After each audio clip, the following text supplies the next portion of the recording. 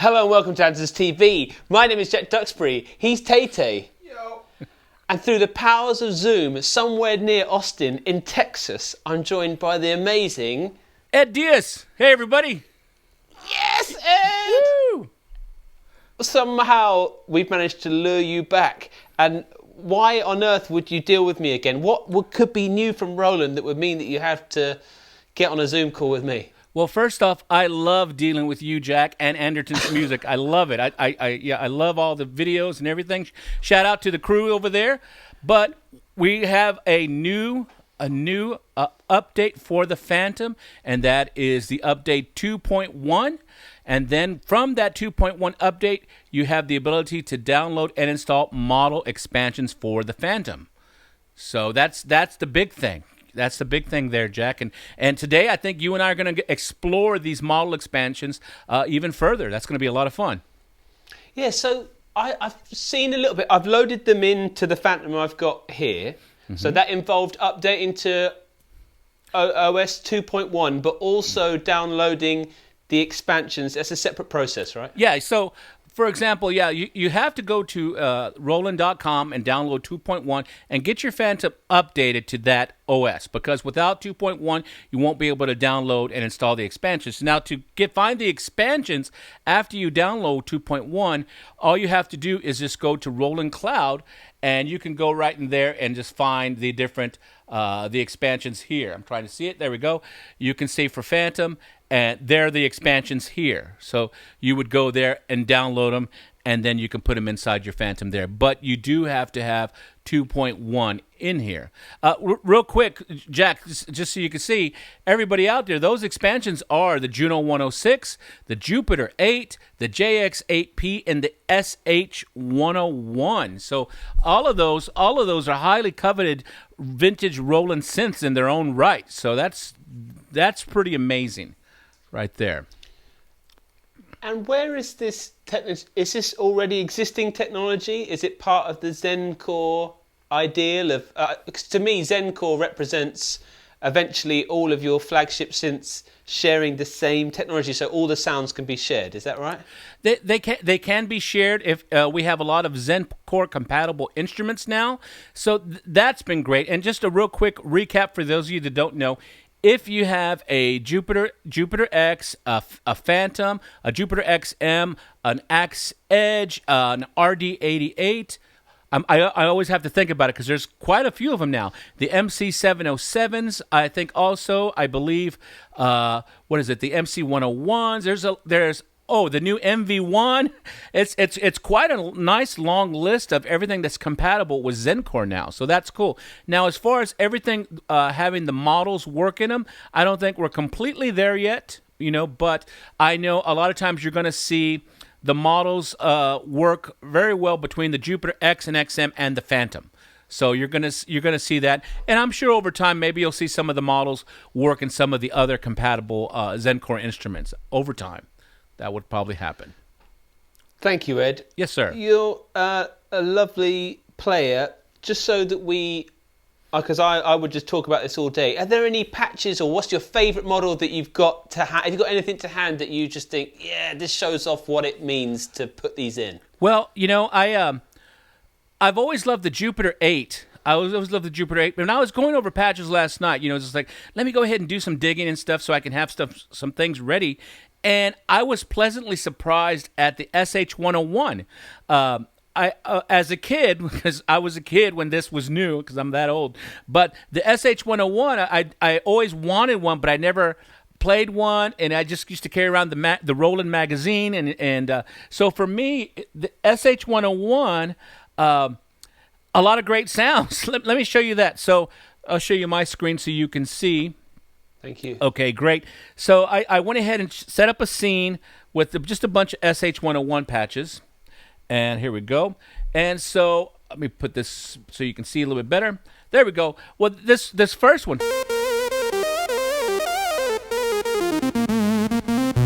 I just thought that I could use that immediately. That's just a fun sound. I can use that immediately. And then I was digging, and it's like, oh, well, and look, did you notice? I went from 1 to 2, so I was like, oh. And I love how this one sounded real vintage, like I could see it on a monster movie or a crazy old vintage show.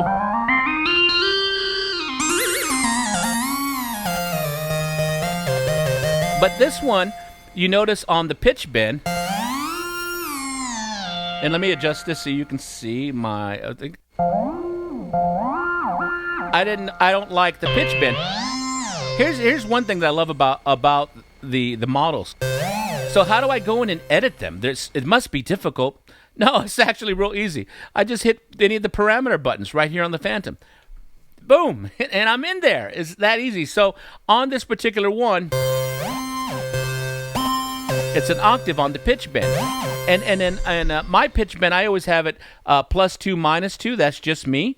So I know that a lot of people are similar. So I would probably just come into this guy real quick and find my pitch bend section. And here it goes, my bend. You see it's at 1200. So I'll put that in my ear.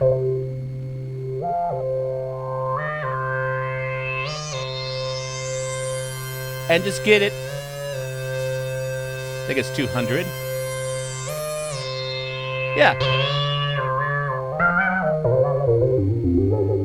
And I'd probably go ahead and write that. And another thing on this particular one is it's mono, but on the SH-101 and a lot of the models, you get extra things like polyphony and extra features that the other ones didn't have.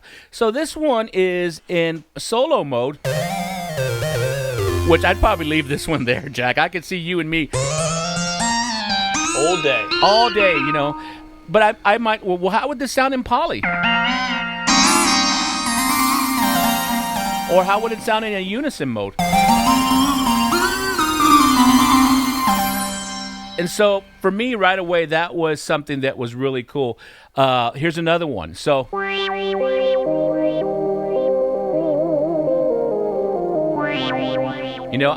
I was having fun with this the other night. I just loved it, and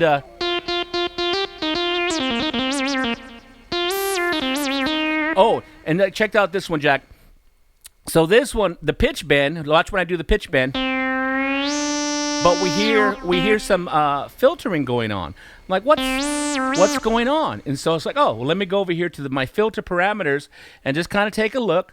But for my advanced users that know about MFX control, right here, we can take a look and we can see that there's a lot of other things going on. We can have other things set. So as we bend, look at this, a bend filter. So as I bend, I can have it affect the filter there too. So I can say, okay, went the other way, or have it go this way. So right away with this, I fell in love real quick with the SH-101 last night, and I had to stop. Finding sounds that I liked. I know that sounds like, oh, come on, Ed. Like, no, I really. Oh, like this one. This one was another one. Maybe I don't want to play vocoder that night. I'm just like.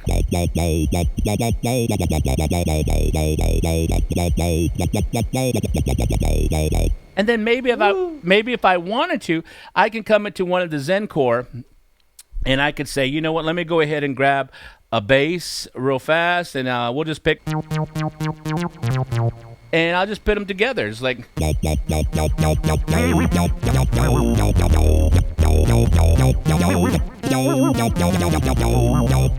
just real quick, just put them together. And so that's what I was kind of. So for me, the SH-101 kind of hit me like, oh, hello, yeah. That was one for me that I feel like we're in some kind of like AA meeting and we're confessing our loves for it. If I was going to confess my love for these, in the initial playthrough yesterday for me, it was I was amazed at the Juno-106 because I have a real Juno-106. Yes. And what's cool is as well, that has presets, that keyboard. And one thing that I noticed was, is it anything that's in the capital letters? They were actually factory presets, right?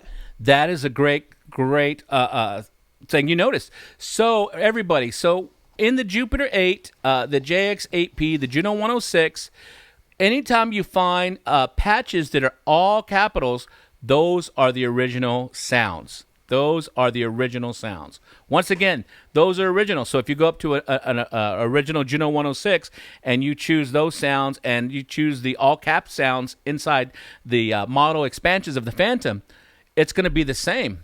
And they are Jack. They are really close. We're splitting hairs. We're getting to that point. Well, we're splitting. Yeah, I think they're very close, and sometimes it's just. There was a touch of reverb on there, but I can totally understand.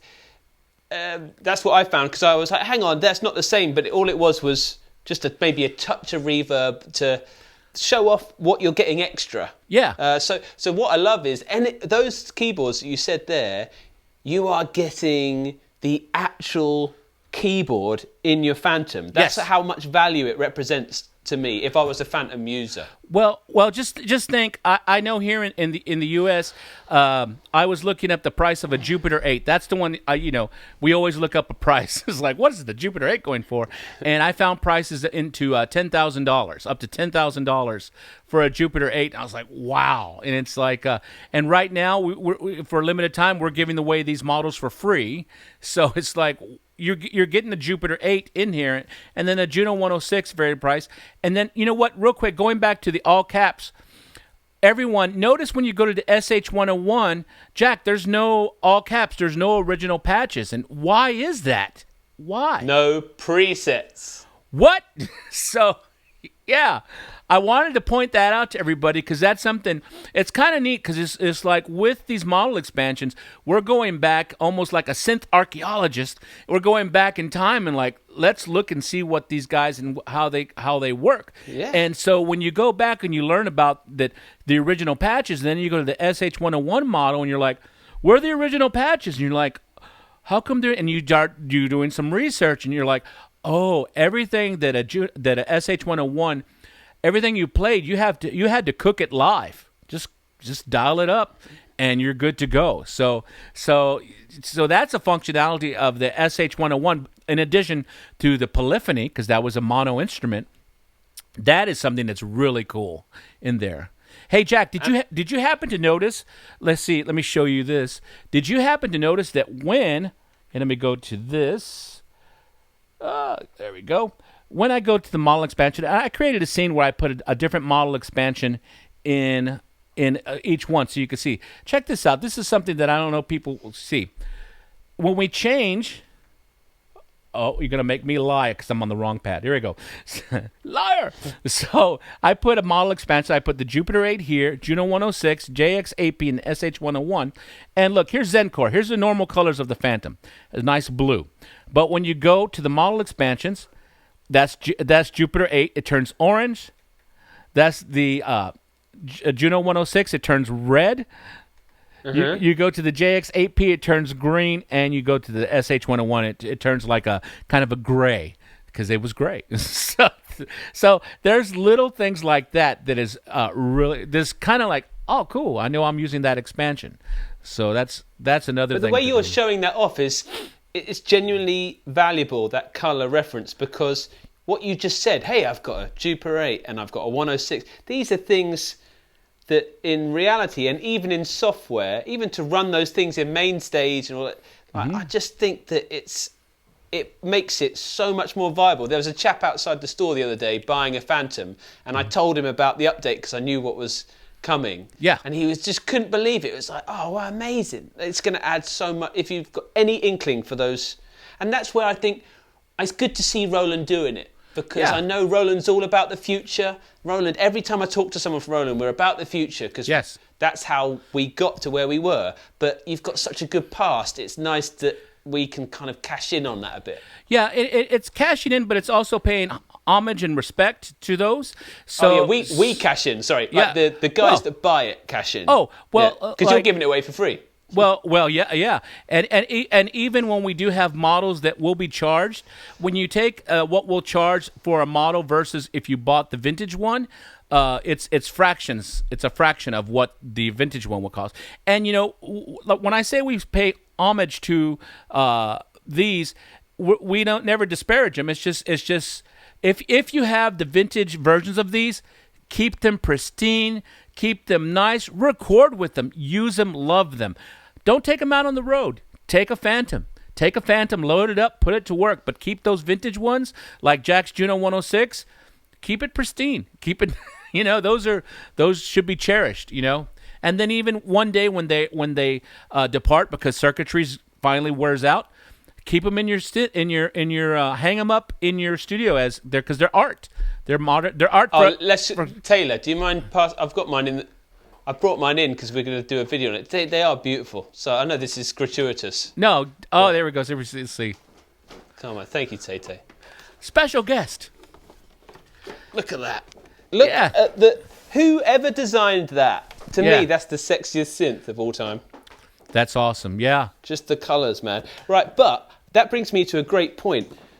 Well, one thing that I really enjoyed was that when I flicked across to the end here, it had an initial tone for the Juno-106. Mm-hmm. And then when I hit parameter, what I loved is that it's got all the same limitations built into that GUI. Yes. So you're not just seeing. What I love is, thank you, Taylor. Huh. You strong lad. Like here, I can see I've only got pulse width modulation and then I can turn my saw on and off just like that. Mm-hmm. I've got my sub, but I've got the control of the sub level. Yep. It's exactly the same as my 106. So that gave me confidence that when I flicked to the other models, that I'm getting that experience. So Ed really isn't lying here. No. I know that Ed would never lie anyway, but sometimes I'm a bit.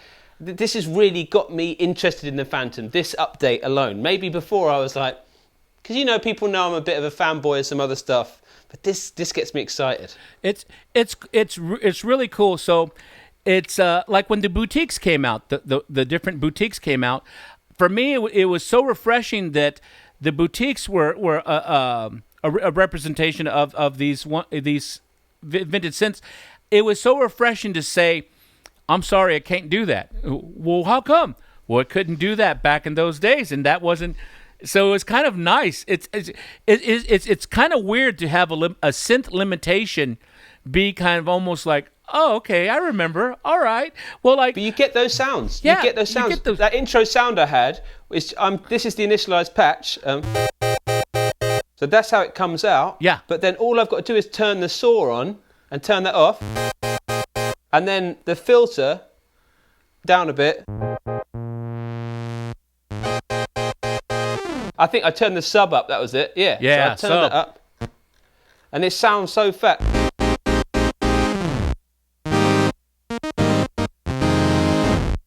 And then my favourite feature ever, sorry Ed, because I'm just excited. No, do it. I'm telling the teacher that I did my homework for once. Do it. And then when I went to MFX, I loved that it just showed me the chorus, and then all I do is turn it on, and I get so this is without the chorus. Juno chorus.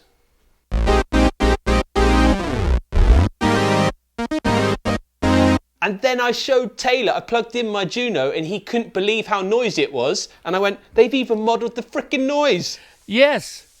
So and it's exactly the same noise. Yeah, and it's funny. So that noise was an anomaly. That wasn't. It was just what it was. But that noise got its own fan base as well. But and on your screen, I'm sure you're showing it. I love. Because I was working on this last night myself. I love that you see chorus 1, chorus 2, and then chorus 1 plus 2. But then if you want, you can go ahead and take out that noise or add even more of that noise. How crazy is that? Because when I record in the studio with the 106, we have to track it without the chorus, and then we use a plugin to emulate the chorus because we can't live with that noise. Yeah. So this gives me the hands-on control and the same chorus sound. You can hear it. That stereo thing is just, it's unbelievable. And I haven't touched any envelopes or nothing. That's how fat it is.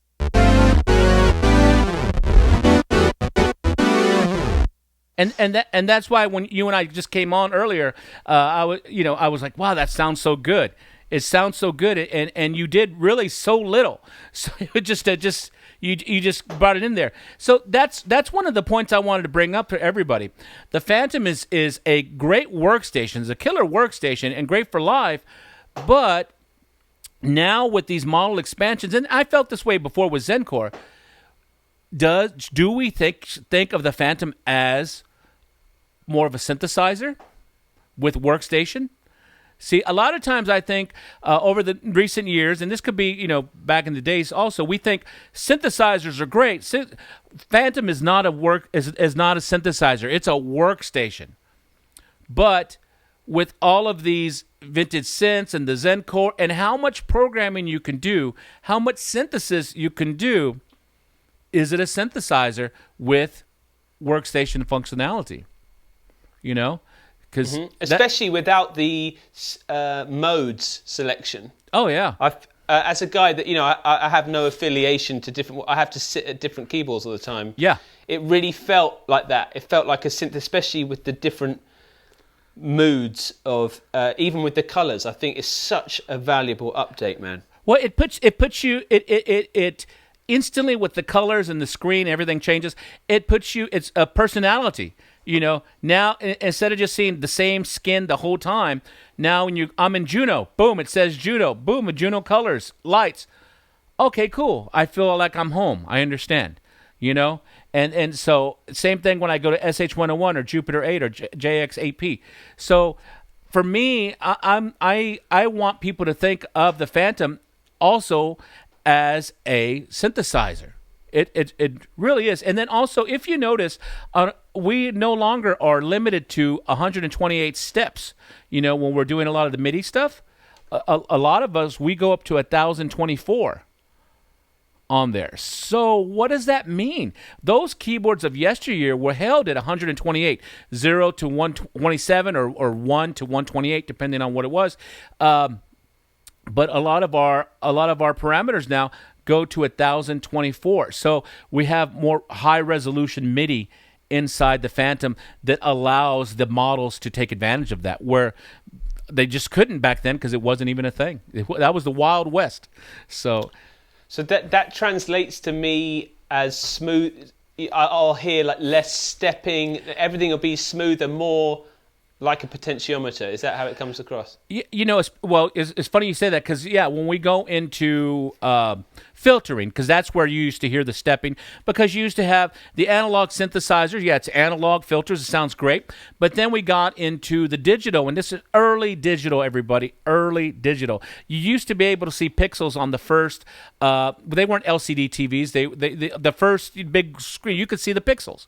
Those were the first digital. So, you could hear the stepping. But as we've moved on and getting more higher resolution, you're not going to hear stepping. It's like I challenge you to hear the stepping. Yeah. And I know at Roland, myself and some of my other mates, we'll like, all right, let's go. We'd like, all right, let me hear the stepping. Let's pull out the stepping. Let's just uncover it, so we know it's there. And so we'll put it loud because we're all a little deaf. so we'll turn up that resonance, and then we want to hear some squeal, we want to hear some stepping, and it's like, is there stepping? I don't think there's, because the resolution is so, it's like, and I don't think there is. So hold me to it if you guys want to, but I'm thinking we're getting to a point, and I'm not saying analog versus digital. I'm not saying that, but we're at such a point now with the resolution, it's getting harder and harder to and speaking of which, if you say you're talking about the Juno-106, but if you check out the filter types, there's 3 different filter types right in there.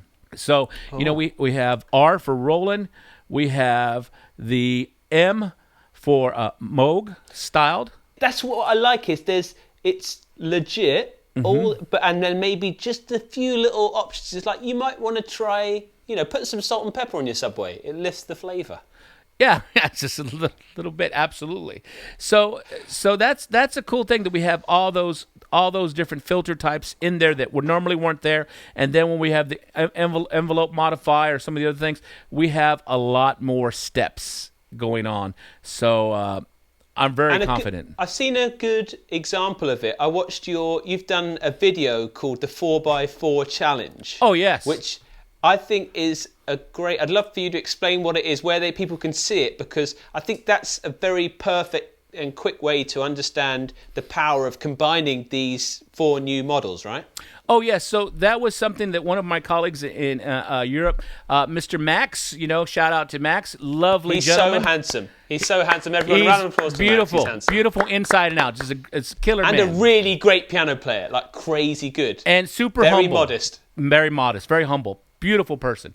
So it was his idea. He's like, hey, we should do this and open it up for all artists and all of our users. And so he started the 4x4x4 challenge, which is essentially you have to use all 4 models, the Jupiter 8, Juno-106, JX AP, SH-101, and you can only use 4 chords, and you have 4 minutes to come up with a song. So all of us were like, oh, that sounds great, because a lot of us, and I know myself, I tell us we usually just use one measure, and we just start programming one measure. Because usually, as you know, Jack, when we're showing an audience, they don't have time for us to create a full opus or a giant grand composition. So I have a one minute, one measure to get it going. So I thought, oh, that's pretty cool. So if you go on YouTube and if you just search the hashtag, and I believe it's Roland 4x4x4. Just find one of those videos, and we have all the hashtags there so you can search it. It's really neat to see what everybody's done. Some people will use samples to kind of supplement their composition. Some people just straight synth. A lot of like really heavy synth stuff. I know my friend David Allen did an incredible job as he always does, and then I tried to do something a little bit different. I do some vocoder combined with 2 SH-101s in there, just to showing that, like, yeah, you can combine these model expansions with other Zencore and or the vocoder, the vocal designer stuff that's inside the Phantom. So it's just there's so much possibility. Of course, we want to challenge you, Jack. Just love, to challenge you, and you could choose to do it or not. But I believe in my video, I challenged everybody out there. I want all of our users to do this. This is such a great exercise. And then you know what? Just do the 4 models, do the 4 chords, and then if you go over 4 minutes, no problem. It's I don't care. I just want everybody to kind of have fun. Everybody to have fun with that, So I'll be like that guy in the London Marathon that they leave one person in the day after that finishes. It will take me about 4 hours to do it, but that's just because I'm a bit slow. Hey, Ed, where do you recommend? If you're a real Phantom head and you've bought one of these, is there a place to go for the best resources on it? Is there a Phantom forum or just a channel that you'd recommend? That's funny you say that. Actually, there is. Here, I'm pulling it up real quick for you guys on here. Oh, thanks, man. Just so we can have it on here. Yes, so we've been, we've really been working on trying to just really supplement, help our customers, because obviously we really appreciate our customers. And then I know during the times that we are all going through 2020 and 2021, we've become really even more connected with our customers and our users. And I know myself and other Roland product specialists throughout the world, a lot of our users will look through the synthesizer or the instruments, different instruments, as just a nice diversion from what's going on in their life, a nice way to feel good. So I love all that. So if you go to YouTube and you go to Roland Product Support, this is a great resource. So if we were to just look at videos, look at that. All the red ones are Phantom. There's a lot of Phantom ones in there. We have some guitar-oriented stuff, Jupiter X, Jupiter XM, more guitar stuff, my crazy guitar guy. We have some 101. But if that looks too much, an easy way to go through that is just go to playlist right here. And then we've separated all the products, different playlists. So right now, currently, on the Phantom, if we go to view full playlist, let me bring this up. You pretty much have a school, an instructional school to get you going.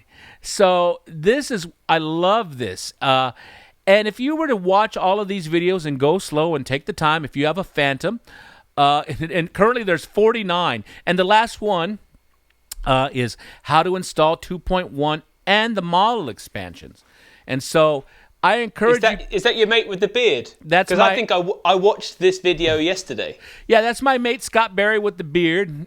So he did it. I found it. Oh, good. There he is. There he is. And it was brilliant. Very quick. It got me through it. That's what I dreamed of. Fair play. I didn't realise that was a new resource. That's what I used yesterday. So here's what we did on this particular video. As Scott and I are both keyboard guys, we're both synth guys, so we're a part of the family.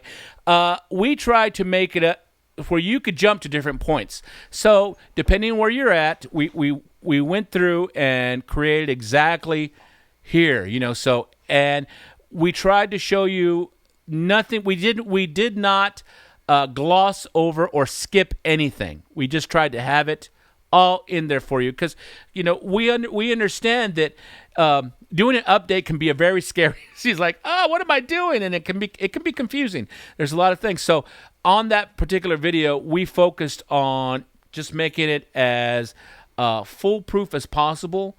And another great resource is Facebook. We're on Facebook.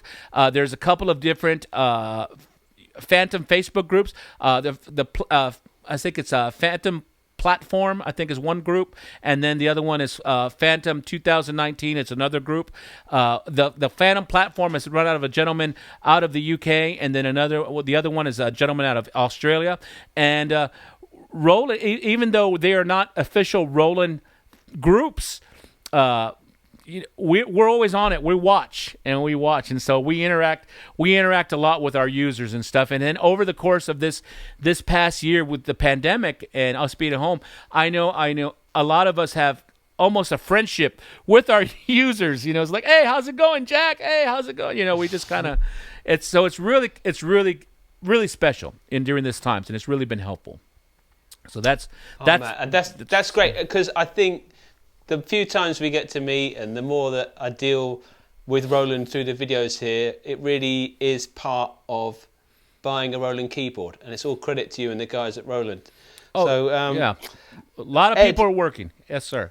I think we've covered all the bits. Would you do us the honour? One, thank you very much. Oh, okay, cool. No, Ed, if you could play us out, mate. That would be a dream. All right, so, Jack put me on the spot, so I'm going to go ahead and just play a little something. And I found a sound that I think totally would fit Jack. But before I play it, I want to make sure you guys go in and like and subscribe Andertons videos. I love this channel. I watch it all the time. Even when I'm on YouTube, on my big TV, and I'm watching, it always says, hey, Ed, there's a new Andertons video. And it's like, yeah, I watch it. So even the YouTube analytics knows, like, okay, you're going to want to watch this. So make sure you guys go out there. They're incredible group of people that work there. And then also the video guys do great quality content. So definitely make sure you do that. And then, of course, Jack is very entertaining to watch, which, I know you guys have seen different videos, which you want to hear what they're going to say, but you can't stand listening to them because they just talk like this and it's real boring. It's just really boring. Well, obviously that's not the case with Jack. It's not the case. So, which for me, that's part of it. I want to learn, but I also want to be entertained and get excited. And you can tell Jack, similar to me, we just love this stuff. Just love this stuff. So make sure you go and show your support for Andertons and the channel and all the hard work that these gentlemen are doing for you, especially during these times when we can't go to stores. Like, subscribe, but better yet, if you're in that part of the world, make sure you look them up online. I'm sure they have Andertons.com? .co.uk, and you're being so lovely. Thank you, Ed. Yeah, so go look them up. I'm sure the video guy will put it in the part right here. Put it there. Okay. So let's see if he does that. So he'll put it right there so you can go to their website, check them out, and yeah, let's give them a shot. So I'm going to go ahead and just play a little bit for you. I heard this sound. I was playing this sound last night. I immediately thought of Jack, but it's definitely something I could totally play on as well. It's just a fun sound, and it's from the JX8P. So I'll do just a super quick little sequence on it. Let me check my volume, and I'll put it so Jack can kind of see what I'm doing. And so I have this. That's too fast. So we'll do something like that. I'll go ahead and have it input quantized because I'm a little off today. And I figured, why not? And we'll do wait note, so as soon as I touch it, it'll go. And then I'm going to do the 1 by 1 by 1 challenge now. I'm just going to do one measure because that's honestly what I do a lot of times. So I think we're good. So let's have it mixed just in case I want to do a loop record. So here we go. We can go ahead and do maybe the bass drum. Here we go. So I just recorded that and record. Put that in here. Oh, would help if I start. Here we go. 2, 3, 4. Good, got that. Let's record this guy in here. 2, 3, 4. And that's all we need. We just need a basic drum thing. And here's the sound I was talking about. And let's just kind of play. I'm going to play it out. But remember, before I go, like, subscribe, go to their website, show some support as they continue to support you and all of us throughout the world, especially during this time that we have together at home. All right.